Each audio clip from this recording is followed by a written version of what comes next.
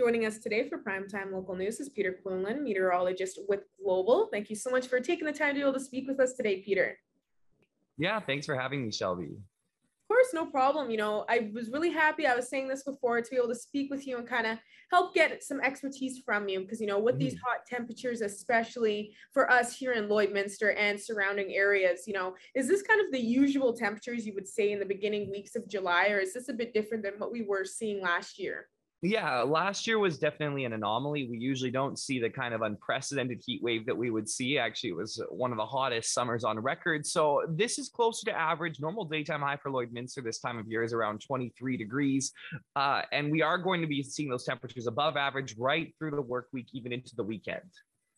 Oh, yeah. Well, I think it's good to see that a lot of people we're kind of hoping to get some hot days here, especially with that precipitation we have been getting for quite a while here starting of the summer. So I think some people are going to be happy to see this, but of course now we got that heat warning going on starting now. So I kind of wanted to also speak about a little bit with storms. You think it would be kind of expected right now, and seeing if we can kind of expect one with this week and the work week and the weekend? Yeah, so we are going to see that possibility of the development of some severe storms across the area.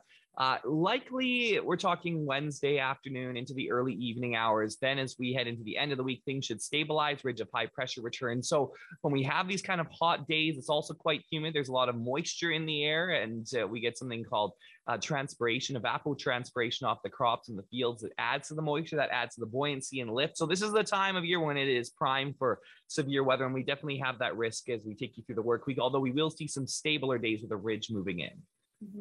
And with those storms, I guess, we saw it on Friday, and we've seen this a little bit lately already in the summer with Saskatchewan having some tornadoes.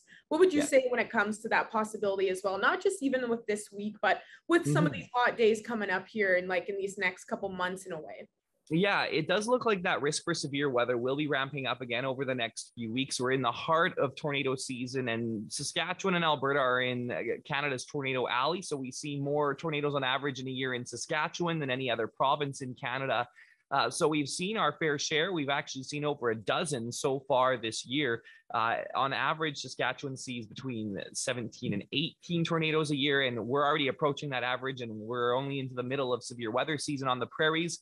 We've seen 21 tornadoes so far this year. So this is above the average where we would typically see by this point. Normally we see 42 in Manitoba, Saskatchewan, and Alberta. So looks like that risk will continue.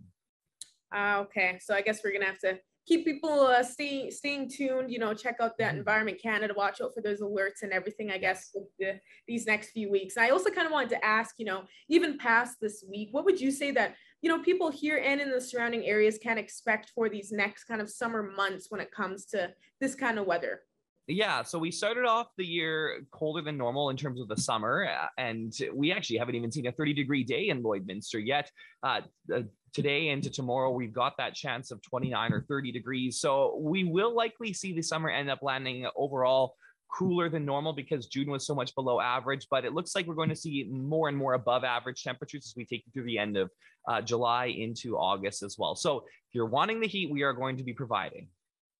And for you, I know we're mostly focusing on the weather, but when it comes to kind of these heat warnings and everything, what would you suggest for people just to kind of look out for and just try and stay safe?